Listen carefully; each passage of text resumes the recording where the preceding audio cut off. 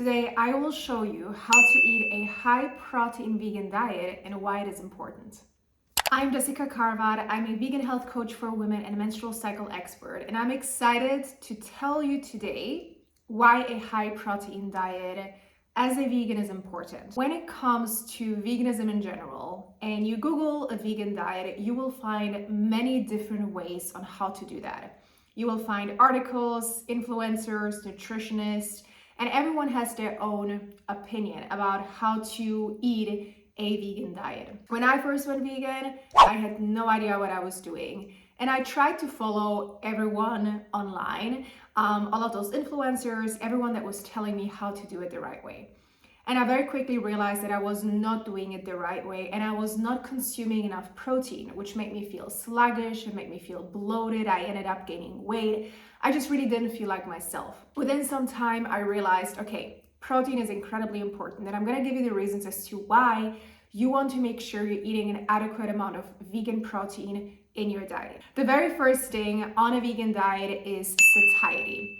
When we consume enough protein and we make sure we have a balanced nutrition, we have a balanced diet, we will be feeling more satisfied. I don't know about you, but when you eat only a high carb meal or high carb meals with the carbohydrates, these get processed a lot quicker in your body, which will make you feel hungrier again, and you will probably not experience the satiety factor. I've been there. I used to follow a very high carb vegan diet, and I never felt fully satisfied. I never felt like I was done eating, and I was hungry very quickly again.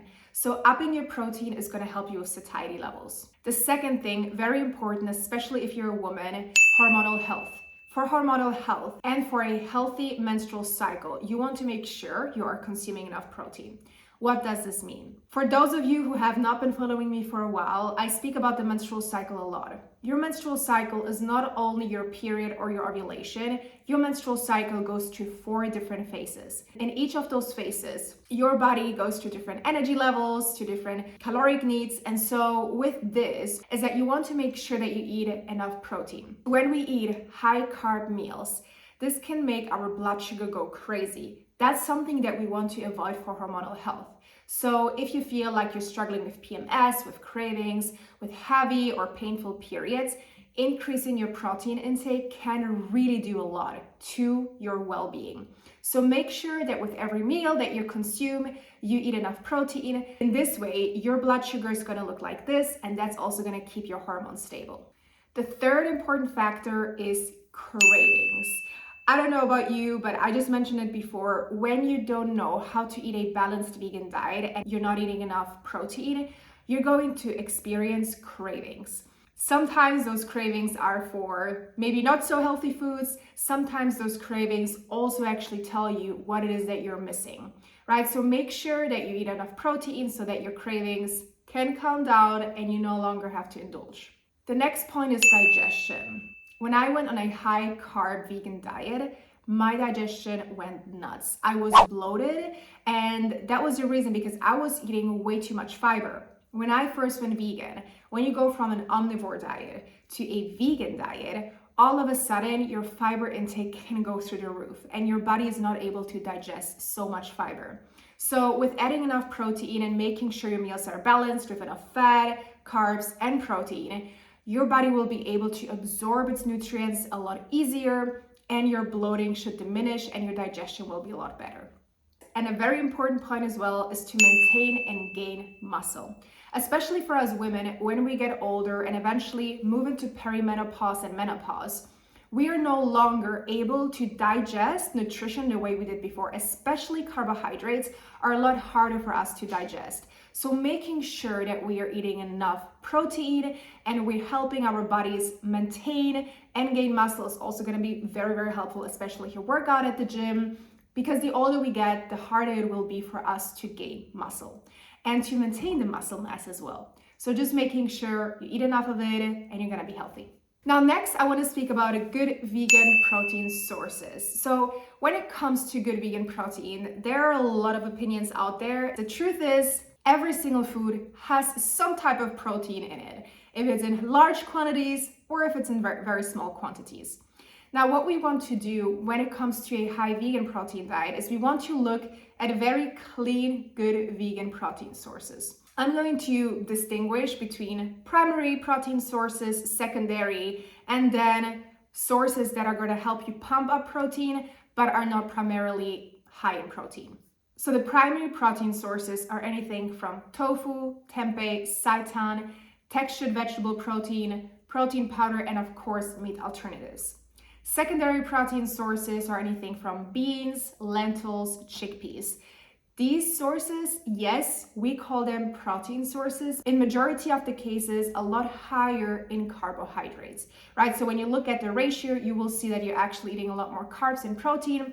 It's still good to eat them, and I'm not saying to not eat them, but you also want to make sure you have a lot of primary protein sources in your meals. And then there is the third protein source, I would call it, which is going to help you to pump up your protein. These foods are things like nutritional yeast, peanut butter, and hemp seeds. So for example, peanut butter and hemp seeds, these are generally higher in fat, but you will see that when you add a spoon or two to your meals, it can really help pump up the protein intake. So just pay attention to that, and of course, make sure that you don't see them as the primary protein source. And now to the third question is, how much protein do you really need? So generally, there is the saying that when you eat a variety of fruits, vegetables, whole foods on a vegan diet, you will get enough protein to survive. And it's true. You're not going to miss out on protein, but I have worked with hundreds of women at this point worldwide, and I have seen that the majority of women do not consume enough protein, which makes them feel sluggish, which makes them feel like they're always hungry, their hormones are out of whack. So there is a general rule of thumb that we can look at, which is usually to consume around 0.8 to 1 gram of protein per 1 kilogram of body weight. Okay, so this is without any specific goals that you have in mind. So if you're not working out, or if you don't have any specific goals of gaining or losing weight, and you just want to maintain and be happy and eat healthy, that's kind of the rule of thumb to follow. Now, if you do work out, if you want to lose weight, gain muscle, whatever it is, it's always better to consume a lot more protein, because as I said, protein is going to help you with satiety levels, it's going to help you with grow and maintain that muscle. So no matter what your goal is here, but if you have, a specific goal and you work out and you want to gain muscle or you want to feel leaner, it's always better to consume around 1.8 to 2 grams of protein per 1 kilogram of body weight, right? This way you will ensure that you're eating enough, and also the way that you want to structure your protein intakes throughout the day would be to divide them by the meals that you're having. So let's say your goal would be to hit 120 grams of protein a day. You shouldn't be consuming, it's almost impossible to eat that all in one setting. So you want to divide that through the meals that you're having throughout the day. Okay, this is going to ensure you that you're absorbing enough protein, because also too much protein in one setting, your body will not be able to absorb. So make sure that you're dividing all of that. And that is it. If that was helpful, please give the video a thumbs up, subscribe to my channel, check out also my podcast and my Instagram. It's all going to be down in the show notes. And I'm looking forward to the next video. Take care. Bye.